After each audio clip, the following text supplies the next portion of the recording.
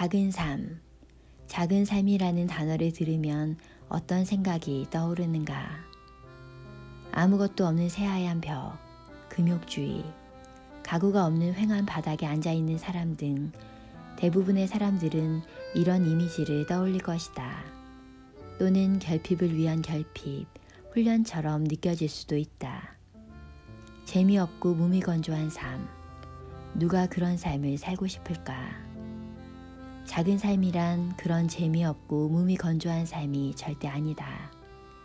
나에게 있어 작은 삶이란 내가 원하는 삶을 살지 못하도록 신경을 분산시키는 요소들을 모두 제거한 정말로 속 시원한 공간, 새로운 가능성을 담을 수 있는 열린 공간 속의 자유이고 평화이자 즐거움이다.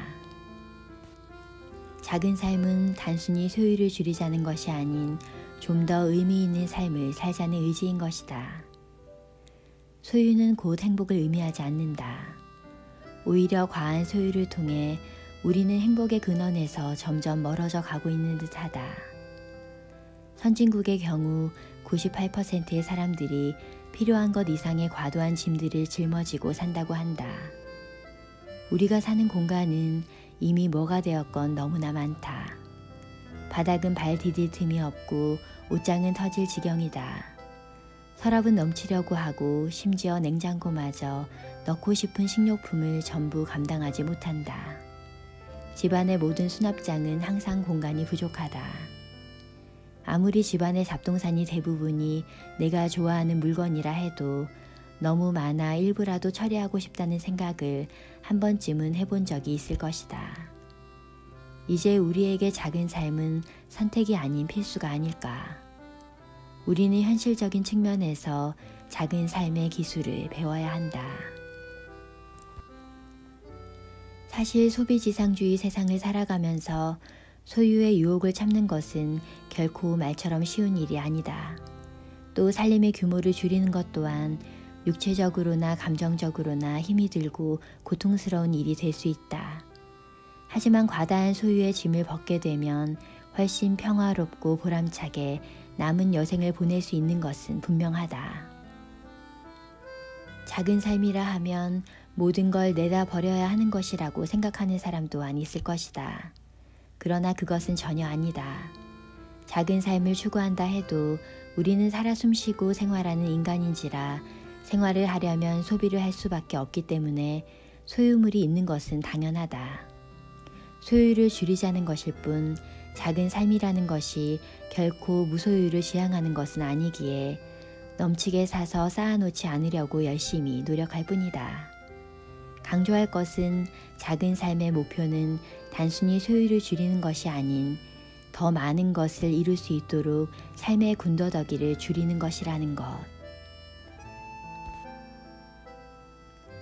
우리 사회에서는 소유를 통해 안정을 찾을 수 있다 믿는 사람이 참 많다. 의식주는 생존의 필수 조건이기에 물론 아주 일리가 없는 얘기는 아니다.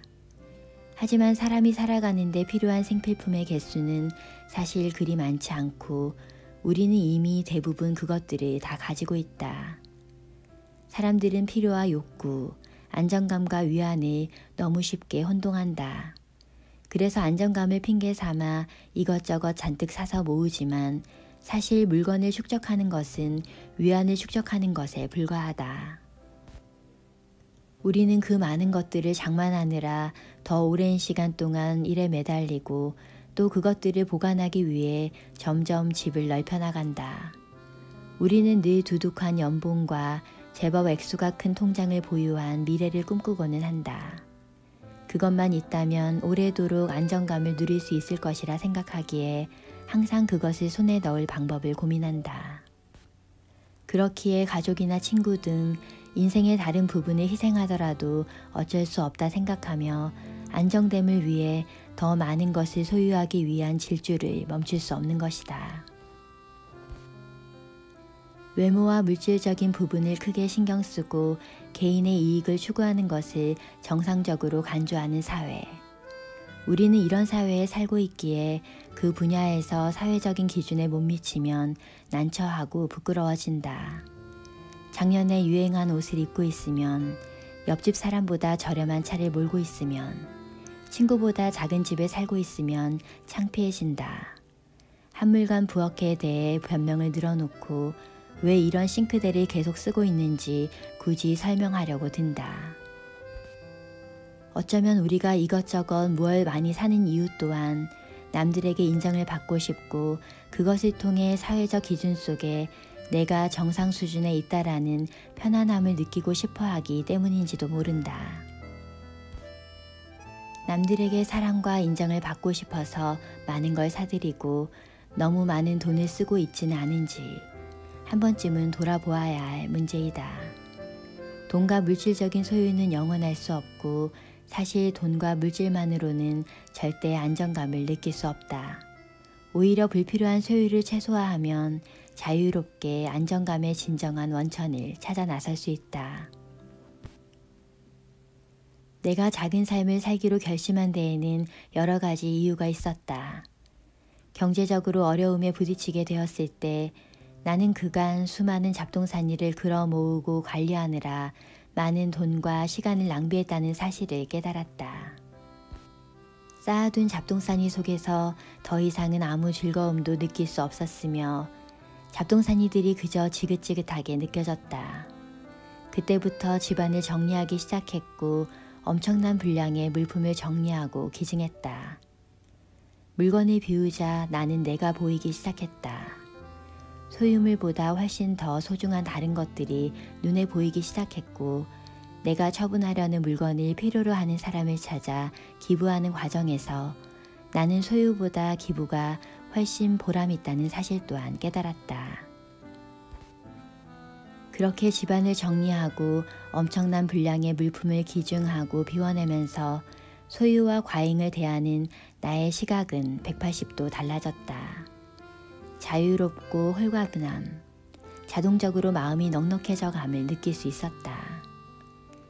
작은 삶을 선택하고 불필요한 잡동사니를 줄이게 되니 신경을 분산시키는 요소가 사라지고 삶의 우선순위는 확연해졌다. 덕분에 가장 절실한 문제를 해결할 수 있는 정신적인 여유, 내가 좋아하는 일에 관심을 기울일 수 있는 기회 또한 2배로 늘어났다. 또 목적에 부합하지 않는 물건들을 가차없이 처분하고 나니 내가 원하는 삶에 도움이 되는 물건만을 가까이 두고 마음껏 쓸 수 있게 되었다. 나는 이제 무언가를 더 갖고 싶다는 생각이 들지 않는다. 오히려 물질의 소유보다는 마음의 여유와 풍요로움을 좀 더 만끽하고 싶다라는 생각을 하게 되었다. 내 안에 만족감이 둥지를 튼 것이다. 물건을 처분했다가 나중에 후회할까봐 겁을 내는 사람들이 많다. 그래서 그것을 만일의 경우에 대비해 남겨두고는 한다. 하지만 이렇게 만일의 경우에 대비해 두었지만 쓸 일이 거의 없는 물건들이 잡동사니의 주범이 된다라는 것을 알아야 한다.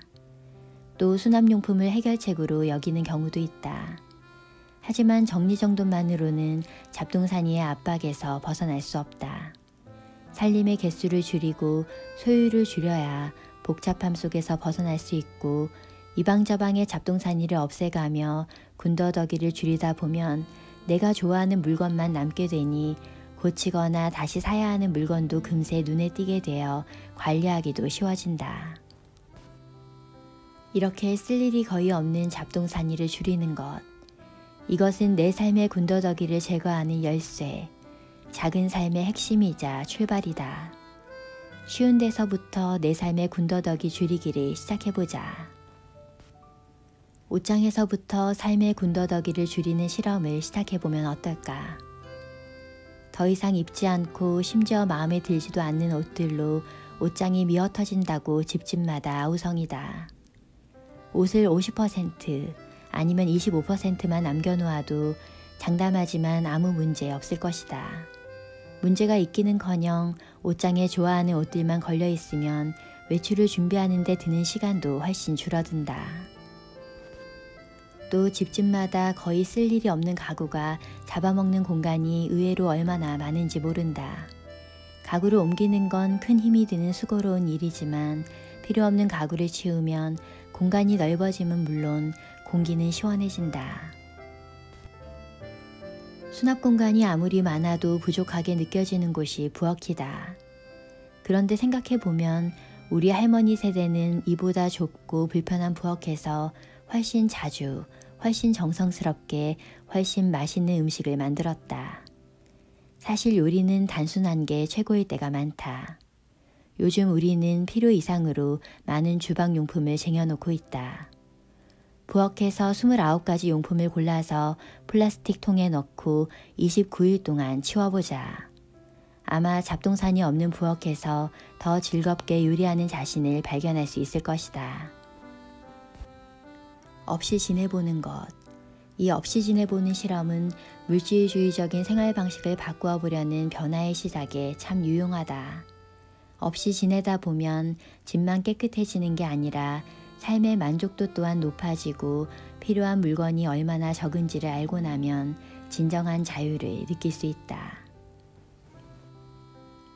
잡동사니를 치움으로써 생긴 빈 공간을 다시 무언가로 채우지 않으려면 작은 삶의 관행을 확립해야 한다. 다이어트를 하다가 목표 체중에 도달하면 유지 프로그램을 통해 관리를 하는 것처럼 말이다.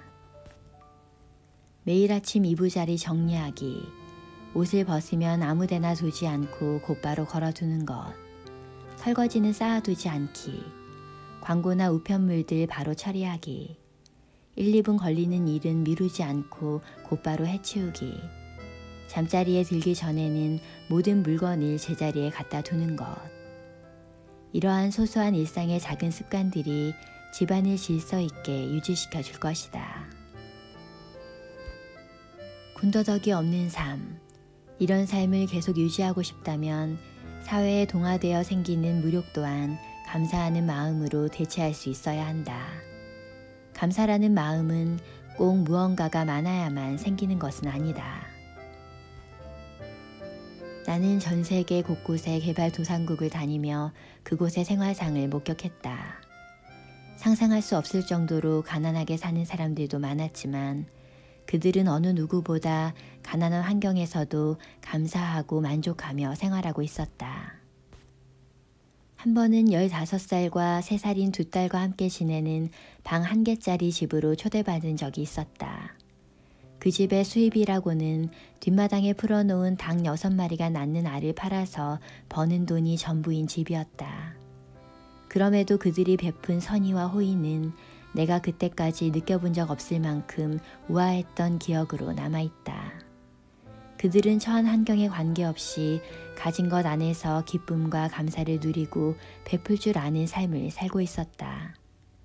베푸는 삶의 가장 큰 장점은 자신에게 이미 있는 것만으로도 충분하다는 사실을 깨닫는 것이다.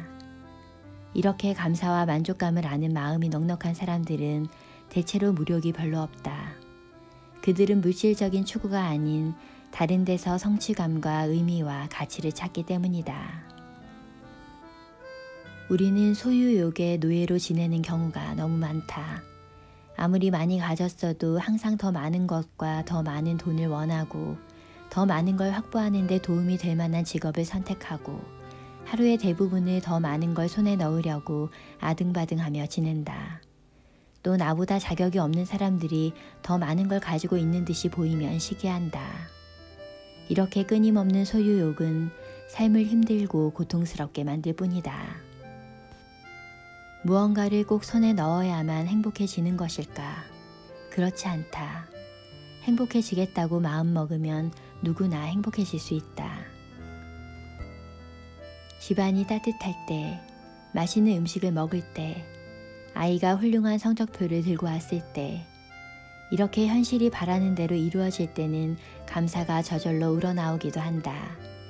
하지만 인생의 폭풍이 들이닥치면 감사하는 마음은 쉽게 느껴지지 않는다. 그렇지만 그런 때야말로 감사하는 마음이 가장 필요한 순간이다.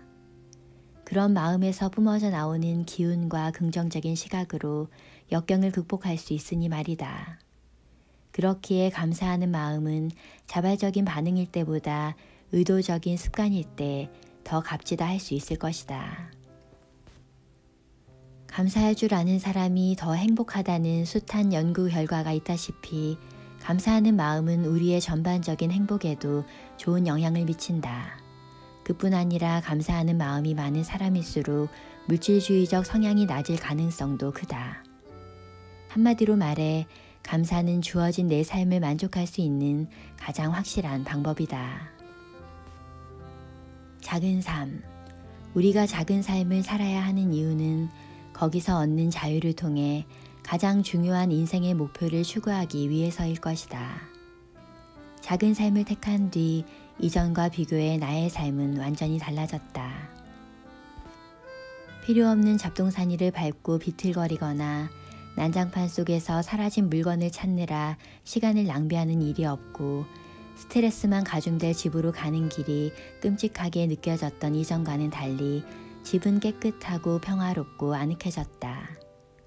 소유를 줄이기로 결심한 덕분에 서랍과 옷장만 깨끗해진 게 아니라 내 삶에는 그보다 더 많은 변화가 생긴 것이다. 이제 바쁜 하루 일과 자기 관리, 인간관계 때문에 진을 빼기보다 나에게 가장 알맞은 작은 삶을 건설하고 유지해간다. 이렇게 내가 변할 수 있도록 기폭제 역할을 한 것이 바로 작은 삶이다. 작은 삶은 적지만 풍요로운 삶을 살고자 하는 모든 이를 위한 것이다. 이 세상에는 이것저것 사고 쟁이는 것보다 더 값진 일들이 참 많이 있다. 줄일수록 풍성해지는 삶. 소유보다 경험에 더 마음이 끌리게 되었다면 자신에게 가장 알맞은 작은 삶을 건설하고 유지했으면 좋겠다. 작은 삶을 추구하는 데에는 정해진 규칙도 어떤 공식도 조건도 없기에 자신에게 알맞은 방식으로 스타일을 만들면 그만이다. 남겨두고 싶은 소유물의 개수가 100개를 훌쩍 넘더라도 초소형 주택에 살고 싶지 않아도 상관없다. 어떻게 살고 싶은지 고민하고 거기에 걸맞는 자신만의 작은 삶을 추구해가며 유연한 자세를 유지하는 것이 관건이다. 다시 한번 강조하지만 작은 삶의 목표는 단순히 소유를 줄이는 것이 아니다. 더 많은 것을 이룰 수 있도록 삶의 군더더기를 줄이는 것이다. 신경을 분산시키는 요소를 제거하고 자신의 목적을 달성하는 데 온 정신을 집중해보자. 내 삶의 불필요한 부분들을 제거해 가다 보면 생활은 달라지고 정말로 중요한 것들을 담을 수 있는 공간은 늘어날 것이다. 작은 삶 덕분에 바라던 대로 여유롭게 살 수 있기를, 그 생활을 즐기기를 바라본다.